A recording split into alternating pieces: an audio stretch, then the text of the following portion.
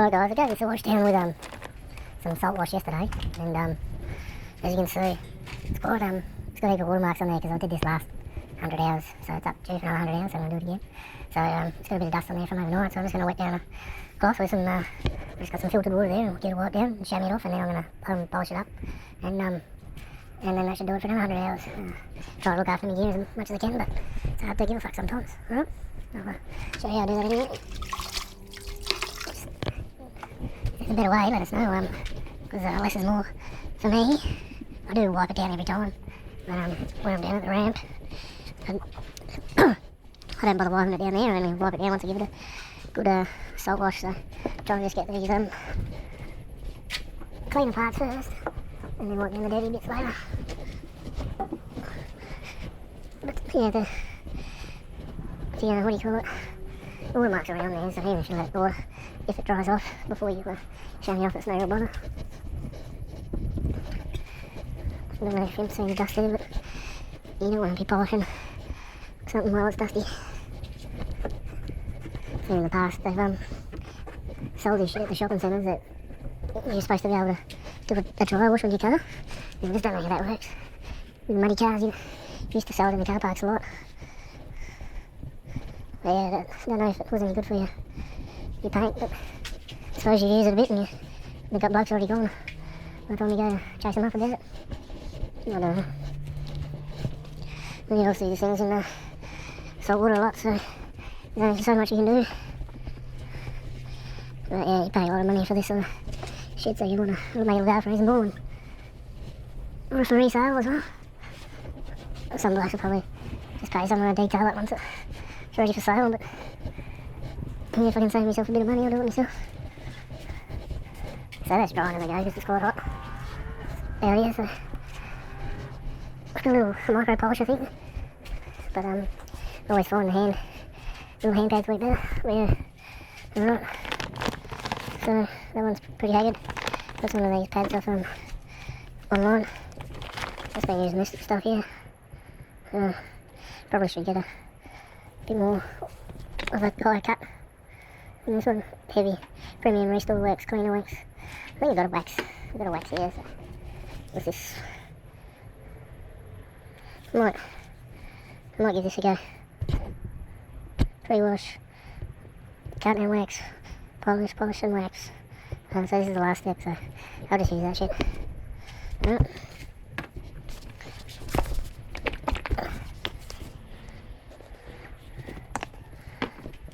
So that's it there. Try not to get it fling everywhere.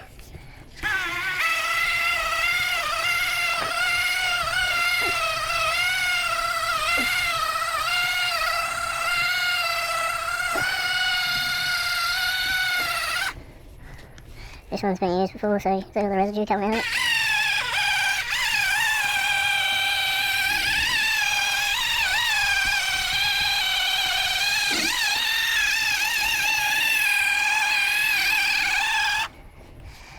There it goes anyway. Just got all these hand pads to get into the nooks and crannies where the machine doesn't get to. Yeah, I find this just helps slowing down the watermarks. You'll never stop it. Maybe ceramic coatings or something, but I'm yet to try any out. I'm open to recommendation, someone that's had good luck on it, but yeah, I just stick to what I know until proven otherwise. But there's probably better gear out there, no doubt. But yeah, I guess I'm a bit old school that way. Just use what works until someone shows me something better. Yeah. There's many ways to skin a cat. And if you like cats, well, sorry about that. I just do the bits I can see, and the rest gets a bit of a spray with inox. But yeah, I think it's a losing battle, but once these things get a shitload of hours on them, can't really get much from them anyway, so that's probably when I'll stop bothering. Maybe. I'm pretty anal though. Alright, so that's dried off, so we'll just give it a polish off, and I don't have a cheap for this, but good microfiber seems to help. So yeah, that's put a million swirl marks in there, so I've done it a few times. I might do it by hand and see if that cuts a bit better. When I was doing my car, I found that doing them by hand seem to do a better job, so just don't know if those pads are up to the task. Because I had some 3M ones previously which were dynamite, but they're like $50 a piece, where those other ones are just off AliExpress. So, I mean, it's got the swirly shit. I've still got rid of the watermarks at least. So yeah, I stopped using brand new microfibers on this a while ago. It's got plenty of dings and scratches and shit on it already. It's been taken apart before from the when the motor died after 20 years, which was fun. So that's your idea of fun, but yeah, there's a fair few dramas with this boat. Some days I'd love to get rid of it. Other days I just love it. So it's been a love and hate relationship. I think once you've worked it out, you don't really want to start again. So I don't know if Kim's feeling up, but it's pretty swirly, so we'll go over it by hand and see if that improves.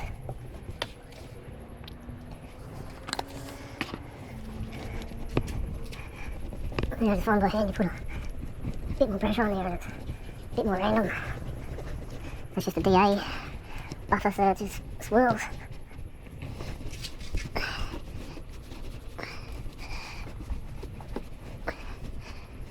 But you can't really get a big one on there because it's just that shape. And I'm not too worried about getting it on the rubber bits because I use one of those magic razors to get it off the plastics. I've got a little trick here. That was one of my first videos I did years back. It was a low night trick.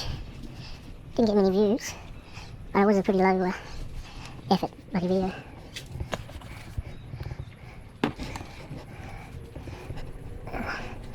So yeah, just a bit so you can see a bit of a Hollywood makeover, but isn't that everything these days? It's just so much effort to get into everywhere. Everything's a bloody effort. If I had megabucks, I'd be like, yep.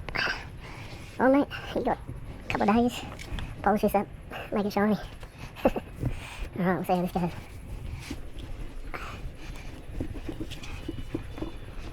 So yeah, the seems to be a bit of overspray on this from somewhere, which I've had my cars bloody done with overspray years back, and I used to care about them a lot.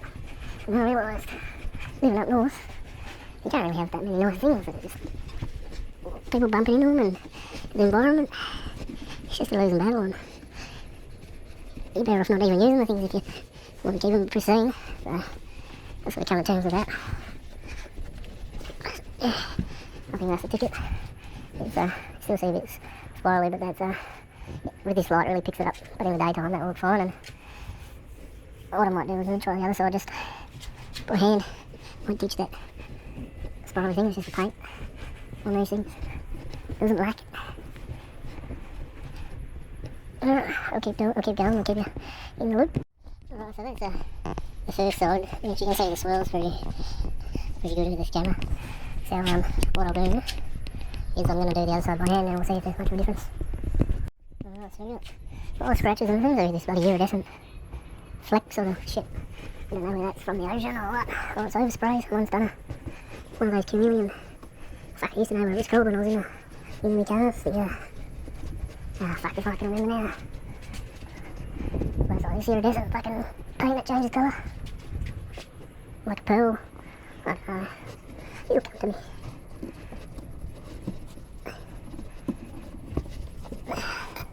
Yeah, the hard part's trying not to get polish with the greasy areas because it's smearing grease and shit everywhere.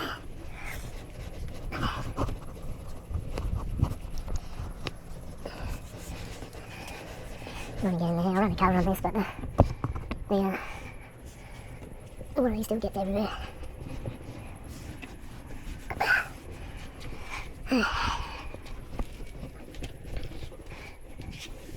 Right. So I'll just recenter this motor, switch over a bit. Usually keep have the steering locks on the hydraulic steering so it doesn't move. I only washed this yesterday. I like to get keep the covers off while it's drying. And then I usually spray some knocks on the rams. So the, what do you call it? So they don't corrode. Alright, so this is the hand jobby. Doesn't seem to be any swirlies, but you can still see the watermarks. So I think I couldn't really care less about the swirlies because you won't see them in the day. And yeah, less elbow grease the better. Me. I'm still getting over this bloody flu. But I think it's going to be a long video, so I'll probably speed this one up so I sound like a bloody chipmunk. Yep. Oh yeah, I just had dinner, but I found that this helps get rid of the bulk of the watermark, so swirly it is.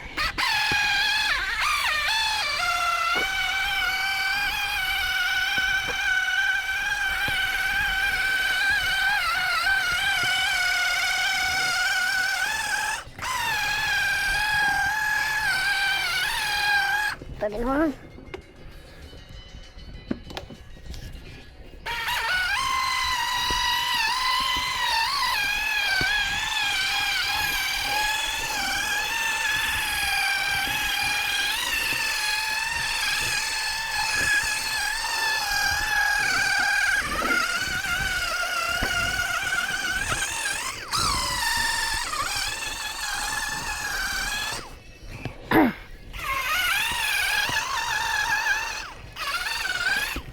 And I'll just touch up where I can get with that with this, and I think that's how we're going to do it.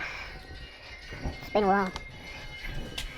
You get about 100 hours out of a year, because when I go to my spots, it takes me a couple of hours to get there and back, and then pretty much turn the motor off. Just work on the trolling motor, move to a couple of spots and then home once I've got my fish, so never really do much trawling. Keep the engine running, so it might seem like low hours, but I do get out a fair bit, a couple times a month. Yeah, I was just thinking about it, it's like pretty low hours compared to got a mate that's got the boat around the same time as me, and he's already got like 700 fucking hours on this, but he's a bloody addict. Nothing wrong with that, but once I get a few fish and that, I'm not that interested in getting the hand out. It's a lot of money, fuel, everything, so each their own. Just laying on at night because it's a bit cool. Yeah, it's got all the marks out. A bit better.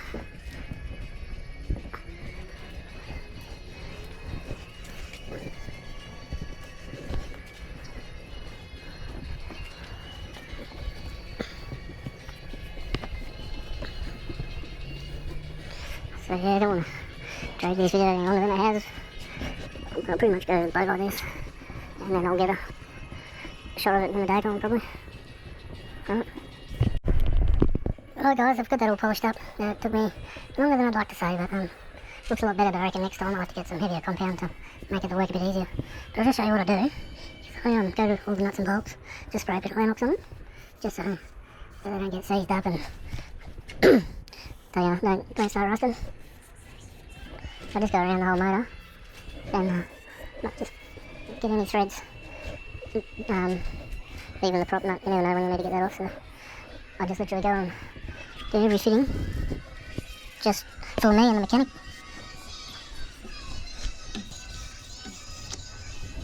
Do the rams, do all the pivot points. Just kind of be careful. Alright guys, that's the motor after the polish. I've put the condom back on it as well, so it turned out pretty well. Like I said, that headlamp bloody shows all the imperfections, so all in all, for another 100 hours I'd say. Alright, cheers.